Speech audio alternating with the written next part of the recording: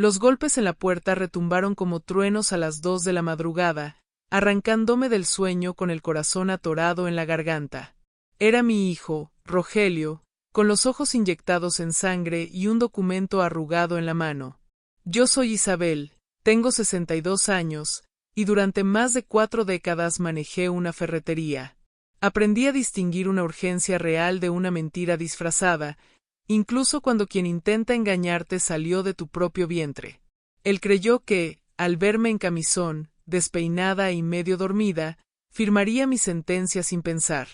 Pero olvidó algo muy simple: yo fui quien le enseñó a caminar. Me senté al borde de la cama buscando mis lentes sobre la mesita. El cuarto estaba en penumbra, apenas iluminado por la luz agresiva del pasillo, porque Rogelio había dejado la puerta abierta de par en par. No hubo un hola, mamá. Ni un ¿cómo estás? Solo su respiración acelerada y ese olor rancio a cigarro barato y desesperación que últimamente lo seguía a todos lados. Firma aquí, mamá. Es urgente. Es para el negocio de importaciones que te conté. Necesito el aval ya o pierdo la oportunidad, dijo, empujándome una pluma corriente y señalando una línea al final de una hoja llena de letras diminutas. Mi mano temblaba. No por miedo, sino por el sobresalto de despertar de golpe a esta edad. Me puse los lentes. Rogelio golpeaba el piso con el pie, impaciente, como si estuviera esperando el autobús y no pidiéndole a su madre que le salvara el pellejo. Espera, hijo. Déjame leer, murmuré con la voz rasposa. No hay tiempo, gritó, y el eco de su grosería rebotó en las paredes de esta casa que su padre y yo levantamos ladrillo a ladrillo. Confía en mí por una vez en tu vida. Es solo un trámite para liberar mercancía en la aduana. Si no firmas antes de las 3, pierdo todo. Casi cedí. Casi me doblé ante la presión de verlo tan angustiado. Pero entonces mis dedos, estos dedos que contaron miles de tornillos y revisaron cientos de facturas en la ferretería, tocaron el papel. No era papel común. Era papel de seguridad, grueso, con textura. Y al acercar la vista al encabezado, vi el sello de una notaría pública. Escritura pública de donación irrevocable de propiedad inmueble.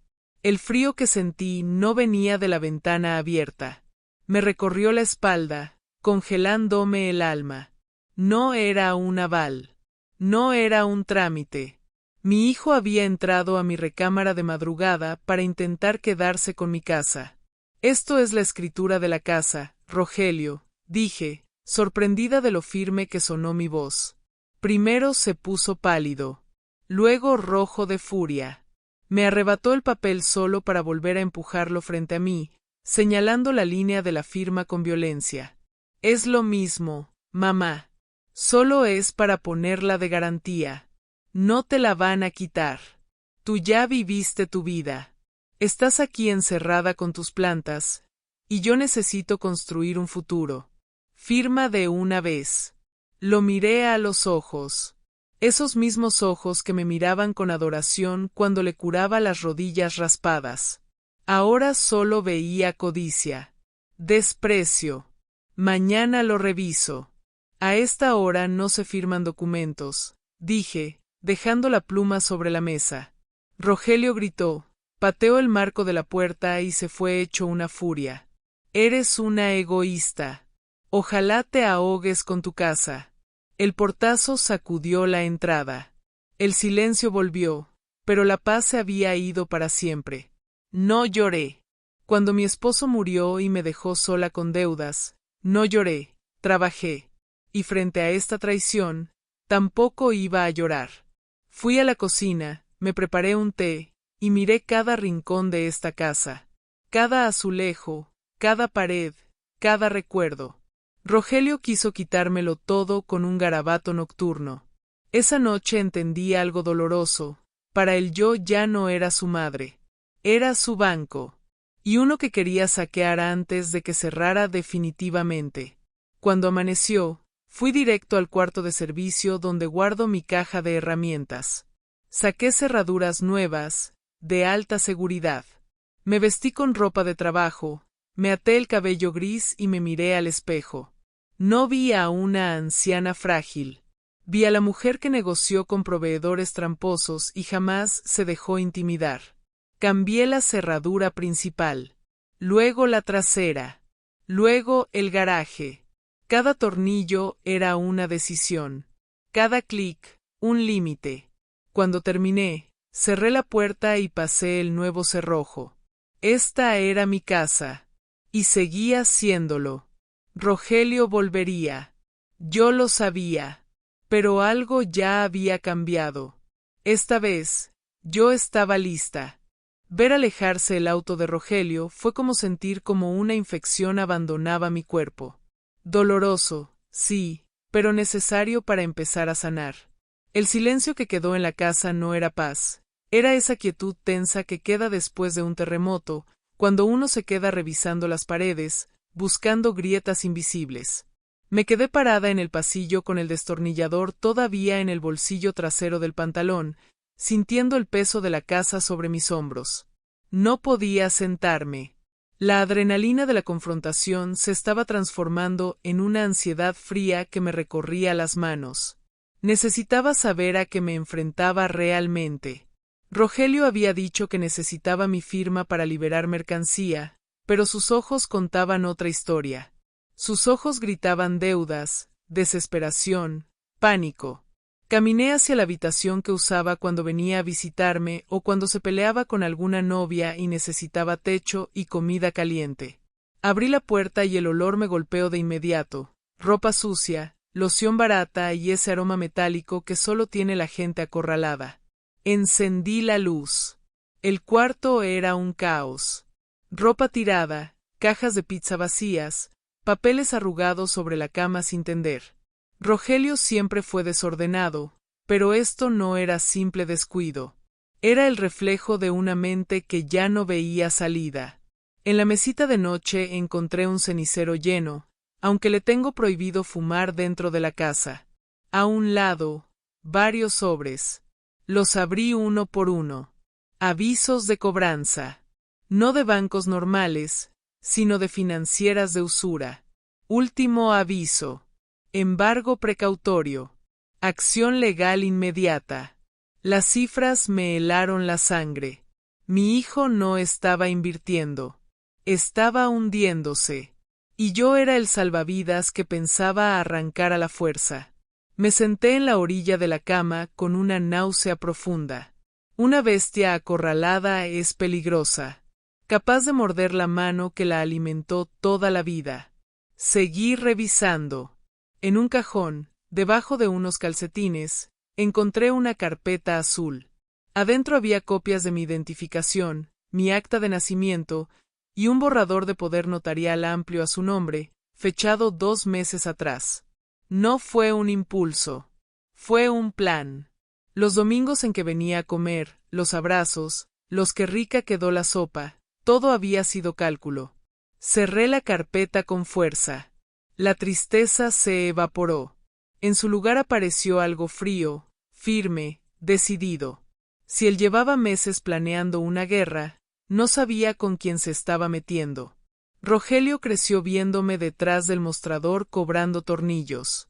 Nunca vio lo que pasaba en la oficina de atrás. Nunca vio cómo negociaba con proveedores abusivos ni cómo lidiaba con inspectores corruptos. Fui a mi habitación y me arrodillé en el closet. Aparté unas cajas viejas y levanté una tabla suelta del piso. De ahí saqué la caja metálica que Anselmo y yo escondimos hace 30 años, cuando el efectivo era peligroso y los bancos no eran de fiar. La abrí. Dinero, sí, pero lo importante estaba debajo. El libro de los favores. Durante 40 años en la ferretería no solo vendimos herramientas. Ayudamos a construir este pueblo.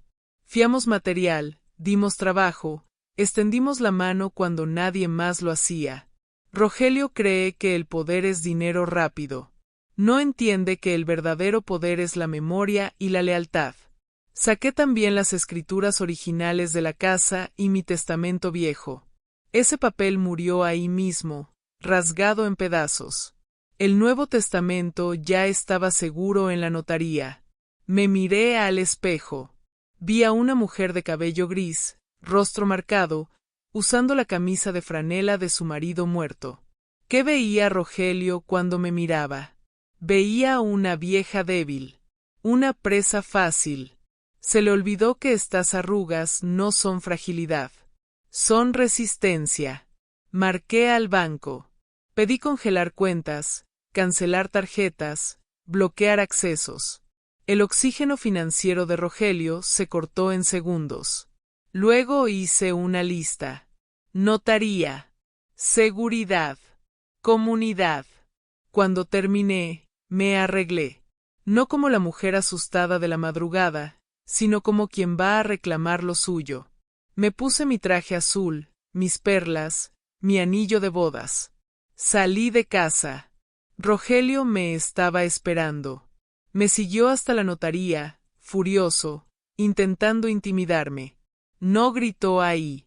Nunca lo hace frente a testigos importantes. Eso confirmó lo que ya sabía. Mi hijo es valiente solo en la oscuridad. Dentro, el licenciado Moncada revisó todo en silencio. Cuando levantó la vista, lo dijo claro. Isabel, hiciste bien en no firmar. Esto pudo dejarte en la calle. Sentí algo parecido al alivio, pero más profundo. Justicia. Salí de ahí sabiendo que la guerra apenas empezaba, pero también sabiendo algo más importante. Ya no estaba sola, ni indefensa. Rogelio había subestimado a su madre. Y ese fue su peor error. Salí de la notaría con la espalda recta y la cabeza en alto, pero por dentro llevaba un nudo apretado que no se deshacía. Afuera, el sol caía a plomo sobre la banqueta y el ruido del pueblo seguía como si nada hubiera pasado, como si mi mundo no se estuviera resquebrajando por dentro. Rogelio ya no estaba. Se había ido antes de que yo saliera, como los cobardes que lanzan la piedra y esconden la mano. Me subí a mi coche y respiré hondo antes de arrancar. Sabía que esto no había terminado. Un hijo desesperado no se rinde cuando se le cierran las puertas legales, busca atajos, mentiras, víctimas. Y yo conocía a Rogelio mejor que nadie. Era terco, orgulloso y peligroso cuando se sentía acorralado. No regresé directo a casa. Fui al mercado. Necesitaba que me vieran, que la gente supiera que yo estaba bien, firme, de pie. En los pueblos chicos, la presencia es una declaración. Saludé a conocidos, respondí sonrisas, caminé despacio entre los puestos como si el mundo no me pesara encima. Pero mis ojos estaban atentos, mis oídos abiertos. Doña Isabel, qué gusto verla, me dijo don Lucho, el de las frutas. ¿Cómo sigue todo? Aquí, Lucho, dando guerra todavía, respondí con una media sonrisa. Compré lo necesario y volví a casa. Antes de bajar del coche, miré alrededor. Todo parecía normal, pero algo en el aire se sentía distinto. Entré, cerré con doble cerrojo y dejé las bolsas sobre la mesa. No pasaron ni 20 minutos cuando sonó el teléfono fijo. Mamá, dijo la voz de Rogelio al otro lado. Tenemos que hablar. Esto ya se salió de control. Se salió de control cuando intentaste quitarme la casa mientras dormía, respondí sin levantar la voz. Hubo silencio. Luego suspiró, fingiendo cansancio, como si él fuera la víctima. No entiendes. Estoy metido en algo grande. Si no me ayudas, me van a destruir. Eso debiste pensarlo antes de intentar destruirme tú, dije, y colgué. Mis manos temblaban, pero no de miedo, de rabia contenida. Sabía que la llamada no era una petición, era una advertencia. Rogelio no iba a rendirse. Y yo tenía que anticiparme. Esa misma tarde llegaron las cámaras de seguridad. El muchacho que las instaló me guiñó un ojo. No se preocupe, doña Isabel. Aquí no entra ni una mosca sin que usted lo sepa. Cuando se fue, recorrí la casa observando los pequeños focos negros en las esquinas. No me gustaba sentirme vigilada, pero era mejor eso que vivir con miedo. Esa noche casi no dormí. Cada ruido me mantenía alerta. A las 3 de la mañana escuché pasos afuera. Me acerqué despacio a la ventana y miré por la cortina. Era Rogelio. Caminaba de un lado a otro, hablando por teléfono, gesticulando como loco.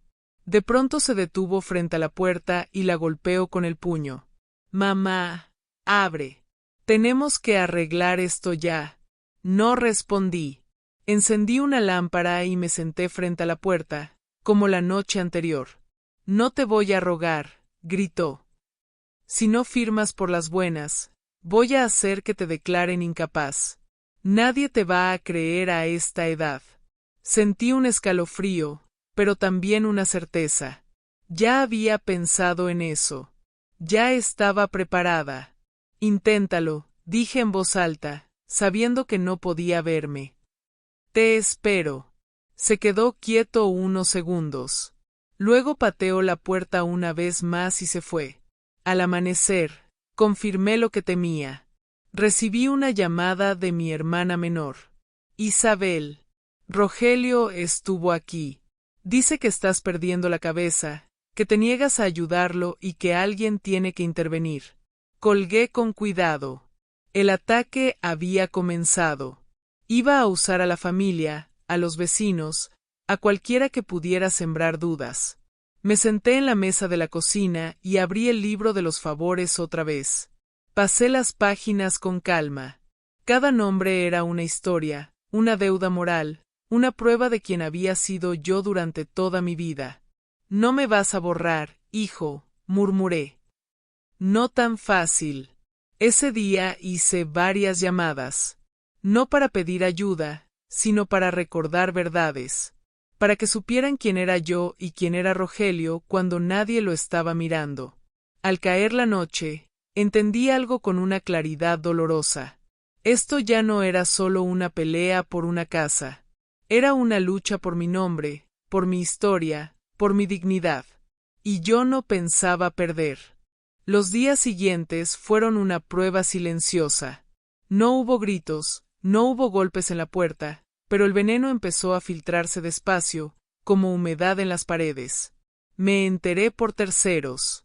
En el mercado, en la farmacia, incluso en la iglesia. Rogelio estaba diciendo que yo ya no estaba bien de la cabeza, que la muerte de su padre y la soledad me habían vuelto desconfiada, dura, casi cruel. Yo escuchaba sin interrumpir.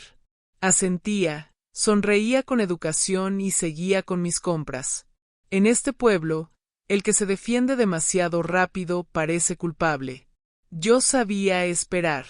Una tarde, mientras barría el patio, apareció Clara, la vecina de enfrente. Se apoyó en la reja como quien no quiere incomodar. «Isabel», dijo con cuidado. «Me vino a ver tu muchacho». Levanté la vista despacio. «¿Y qué quería?» Preguntó si te notaba rara, si últimamente olvidabas cosas, si te veía confundida. Bajó la voz. Me dio mala espina. Apoyé el palo de la escoba en la pared y respiré hondo. «Gracias por decírmelo, Clara. No estoy confundida. Estoy cansada, pero lúcida. Y Rogelio lo sabe». Clara me miró con esos ojos de mujer que ha visto demasiado en la vida. «Si necesitas que declare algo, aquí estoy». Asentí. No le pedí nada. Todavía no. Esa misma noche revisé mis papeles. Testamento, escrituras, certificados médicos recientes. Todo estaba en orden. Yo había sido precavida desde joven. Anselmo siempre decía que yo tenía cabeza de contadora y corazón de madre, una combinación peligrosa cuando alguien quería aprovecharse. 2 días después llegó la notificación. Rogelio había solicitado una evaluación legal de mi capacidad mental. Leí el documento sentada en la mesa de la cocina, con el café enfriándose frente a mí. No sentí sorpresa. Sentí una tristeza profunda. No por mí, sino por él. Mi propio hijo estaba dispuesto a borrarme como persona con tal de quedarse con lo que no le pertenecía. Hasta aquí llegaste, dije en voz baja. Pedí cita con el mismo abogado. Cuando entré a su oficina, levantó la vista y negó con la cabeza. Señora Isabel, su hijo está jugando sucio. No, licenciado, respondí. Está jugando desesperado. Y eso lo vuelve torpe. Preparamos todo. Evaluaciones médicas, testigos, documentos. Yo no iba a defenderme como una anciana acorralada, sino como una mujer que sabía exactamente quién era. El día de la audiencia llegó más rápido de lo que esperaba. Rogelio no me miró a los ojos. Se sentó con los brazos cruzados, seguro de sí mismo, convencido de que su papel de hijo preocupado convencería a todos. Cuando me pidieron hablar, me levanté despacio. Sentí mis rodillas protestar, pero mi voz salió firme. Tengo 62 años, dije. Trabajo, pago mis cuentas, administro mis bienes y cuido mi casa. Si eso es estar incapacitada, entonces este país está lleno de inválidos. Hubo un murmullo contenido. Presenté mis documentos, mis exámenes médicos, mis cuentas claras. Luego llamaron a los testigos. Clara fue la primera. Después don Beto, el carnicero. Luego el médico de la clínica. Uno por uno dijeron lo mismo. Que yo estaba lúcida, fuerte, consciente, y que Rogelio llevaba años viviendo de promesas y mentiras. Cuando todo terminó, el juez fue claro. No había motivo alguno para intervenir mi vida ni mis bienes. Rogelio salió antes que yo. No se despidió. No pidió perdón. Solo se fue, con el orgullo hecho pedazos. Yo caminé despacio hasta la salida.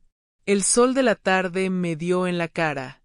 Cerré los ojos un segundo y respiré. Había ganado, pero no sentía victoria. Sentía duelo. Esa noche regresé a una casa en silencio.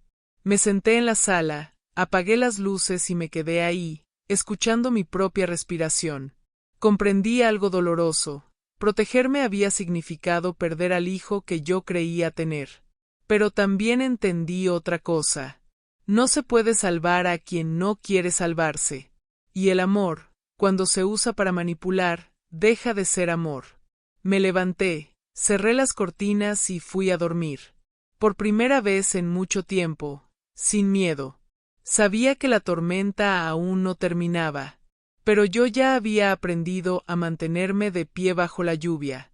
Pensé que después de la audiencia todo se calmaría. Me equivoqué. Rogelio no era de los que aceptan una derrota en silencio.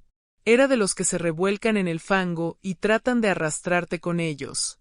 2 noches después, a las 11:30, sonó el teléfono. No contesté. A la medianoche volvió a sonar. Tampoco. A la 1 de la mañana vibró mi celular con un mensaje corto, seco, sin rodeos. No sabes con quién me estoy metiendo. Si no firmas, te van a obligar. Leí esas palabras varias veces. No sentí miedo inmediato, sentí cansancio. Un cansancio viejo, profundo, el de una madre que ha dado todo y todavía le exigen más. Apagué el celular y me levanté. Fui a la cocina, me serví un vaso de agua y me quedé de pie, mirando mi reflejo en la ventana. Ahí estaba yo, el cabello ya encanecido, las manos marcadas por los años, pero los ojos seguían siendo los mismos. Firmes. Despiertos. No me vas a quebrar, le dije a mi reflejo. A la mañana siguiente fui al mercado temprano. No para comprar, sino para escuchar. Y confirmé lo que ya sospechaba. Rogelio debía dinero peligroso. No a bancos, no a prestamistas legales. A gente que no espera sentada. Don Beto fue el primero en decírmelo sin rodeos. Isabel, tu muchacho anda muy mal. Eso ya no es cosa de familia. Esa gente no perdona. Asentí. Ya lo sabía. Y precisamente por eso tenía que actuar antes de que el problema se sentara en mi sala con botas y amenazas. Ese mismo día pedí otra cita con el licenciado Moncada. Quiero blindarlo todo, le dije apenas me senté. La casa, el local, mis cuentas. Todo. Él me miró con gravedad. ¿Estás segura? Esto va a dejar a su hijo sin acceso a nada. Mi hijo ya se quedó sin acceso a mi confianza, respondí. Y eso pasó hace años. Firmé documentos durante horas.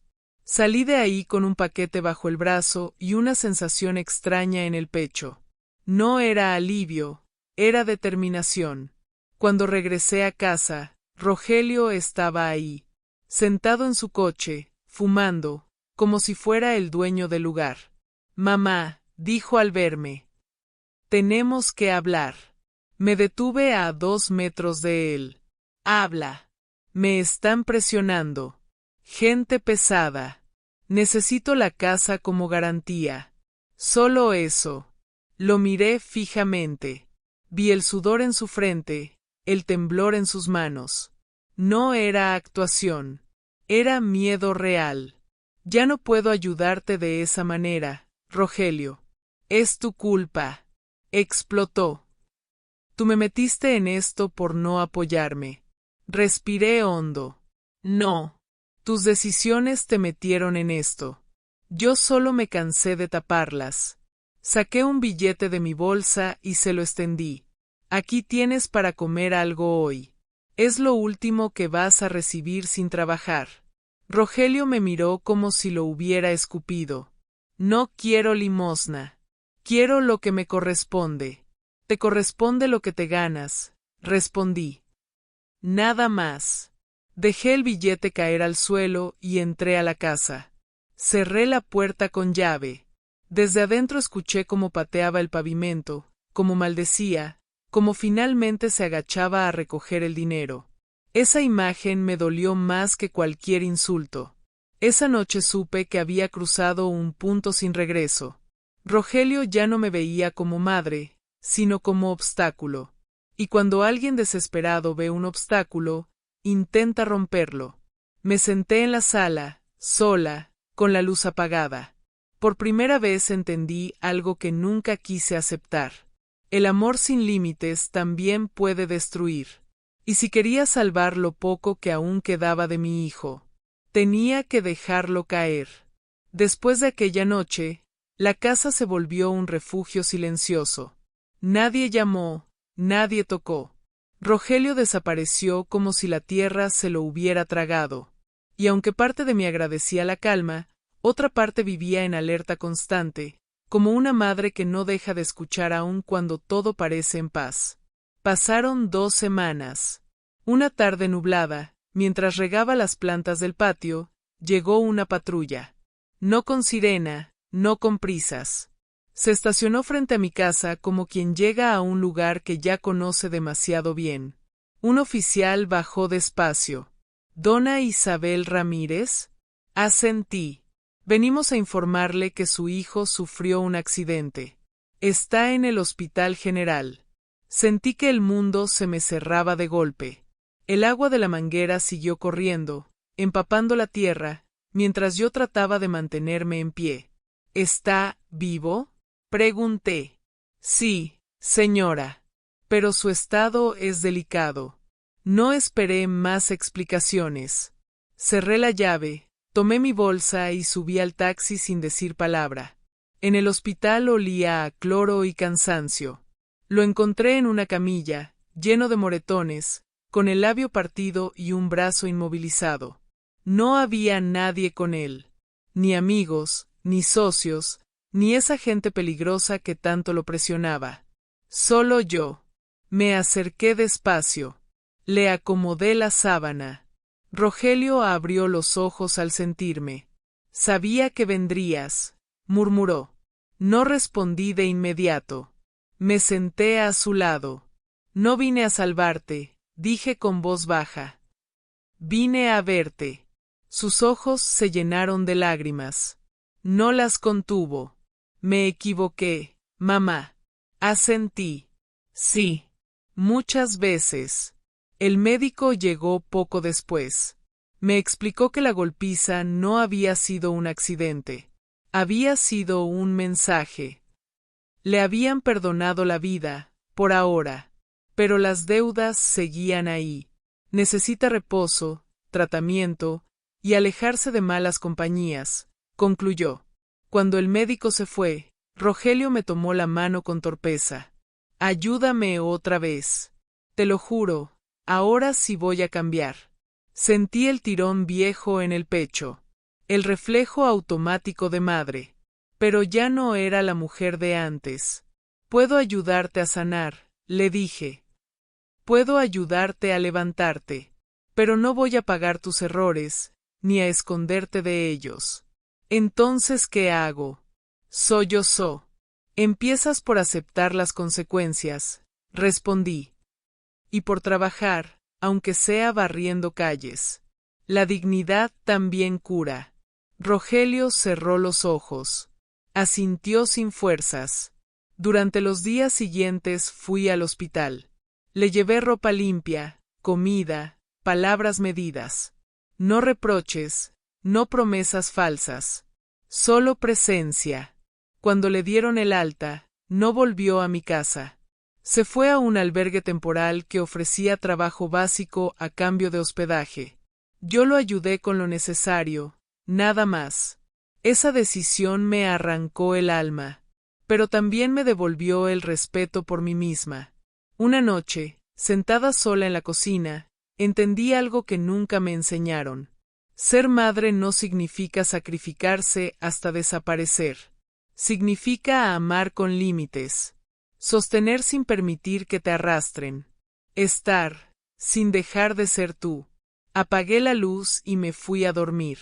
Por primera vez en años, con el corazón cansado, pero en paz. Los primeros días sin Rogelio en casa fueron extraños. No hubo portazos, no hubo reproches, no hubo silencios cargados. Solo un vacío distinto, más honesto. La casa seguía siendo la misma, pero yo ya no era la misma mujer que caminaba por sus pasillos.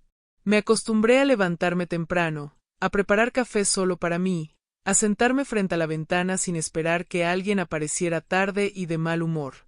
Era una soledad distinta, una que no dolía, una que respiraba. Una tarde recibí su primera llamada desde el albergue. Mamá, dijo con voz baja. Hoy limpié bodegas todo el día. ¿Y? Pregunté. Nunca había trabajado así.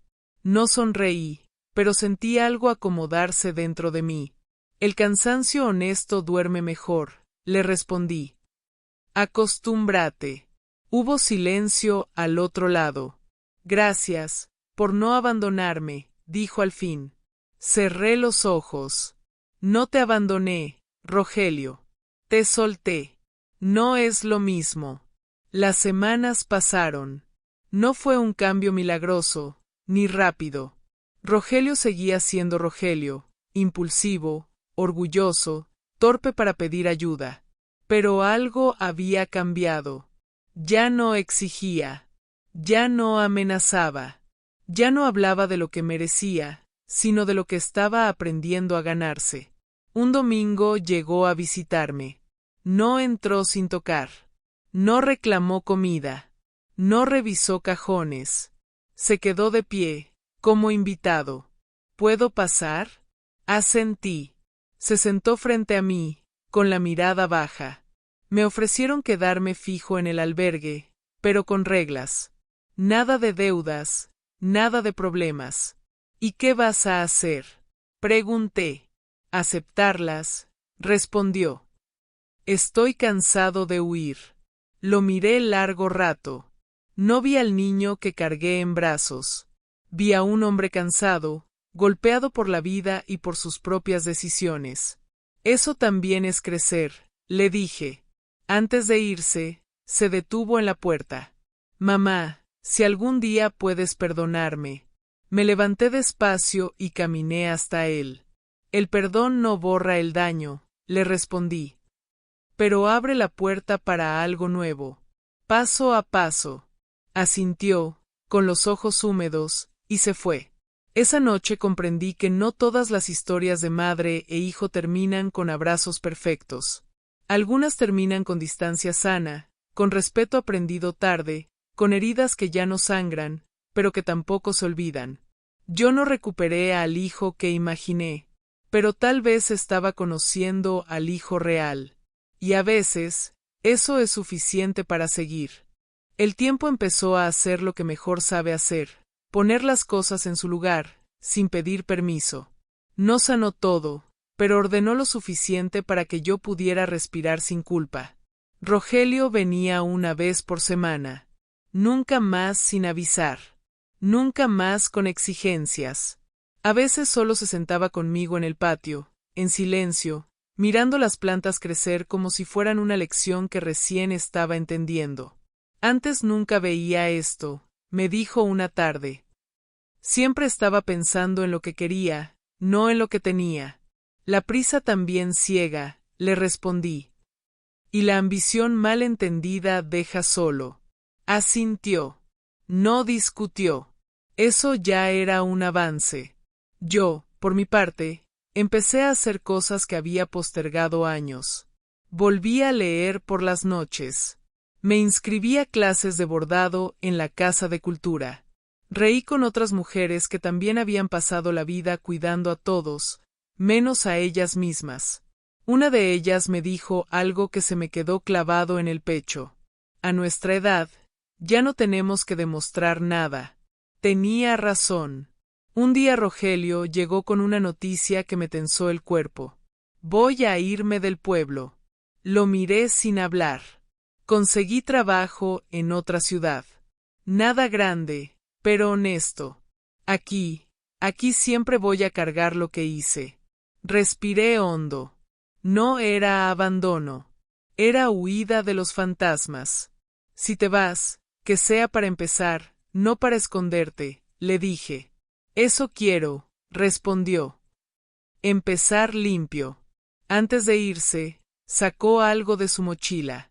Un sobre sencillo. Es poco, dijo, pero es el primer dinero que gano sin deberle a nadie. Tomé el sobre, pero no lo abrí. Guárdalo, respondí. Lo que quiero de ti no se compra. Se levantó. Dudó. Luego me abrazó. No como antes, no con urgencia, sino con cuidado. Como quien sabe que el otro también puede romperse. Cuando se fue, me quedé mirando la puerta cerrada. No lloré. Sentí algo más raro, aceptación. No sabía si volvería igual, si volvería mejor o si no volvería. Pero por primera vez entendí que su camino ya no me pertenecía. Y el mío. Apenas estaba empezando de nuevo. El día que Rogelio se fue del pueblo no hubo despedidas largas. No quise dramatizar lo que ya había dolido suficiente. Nos abrazamos en la puerta de la casa, ese mismo umbral donde tantas veces discutimos, lloramos y nos herimos sin saber cómo parar. Cuídate, le dije. Siempre, respondió. Gracias por no rendirte conmigo, pero tampoco contigo. Lo vi alejarse con una mochila ligera y un paso inseguro, como quien empieza de cero sin saber exactamente a dónde va. Cerré la puerta despacio, no con tristeza, sino con una serenidad nueva, ganada a pulso. Esa mañana limpié la casa completa. Abrí ventanas, sacudí recuerdos, dejé ir cosas que ya no tenían sentido. Encontré juguetes viejos, papeles inútiles, silencios acumulados. Todo fue a su lugar o a la basura. Me senté después en la sala, con una taza de café caliente entre las manos. Miré mis propias manos. Las mismas que cocinaron, curaron heridas, firmaron documentos y aprendieron, tarde, a poner límites. Entendí que no había perdido nada. Había recuperado algo más importante, mi voz. Los meses pasaron. Rogelio llamaba de vez en cuando. No para pedir, sino para contar. Pequeñas victorias. Días difíciles. Vida real. Yo escuchaba sin corregir, sin rescatar, sin cargar lo que ya no me correspondía. Y yo también cambié. Volví a reír sin culpa. Volví a dormir tranquila. Volví a ser mujer, no solo madre. Comprendí que amar no es darlo todo, sino dar lo justo sin perderte. Una tarde, sentada en el patio, pensé en Anselmo, en lo que habría dicho si hubiera visto todo esto. Sonreí. Creo que habría estado orgulloso, no por la fortaleza, sino por la honestidad.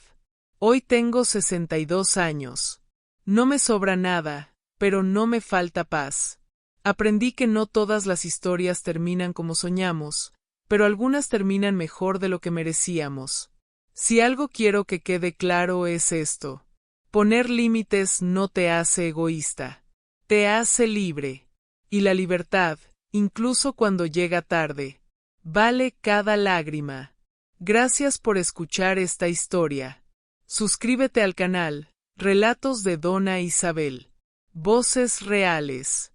Dolor verdadero. Lecciones que solo el tiempo enseña. Aquí termina esta historia. Cuando quieras, puedes enviarme la próxima.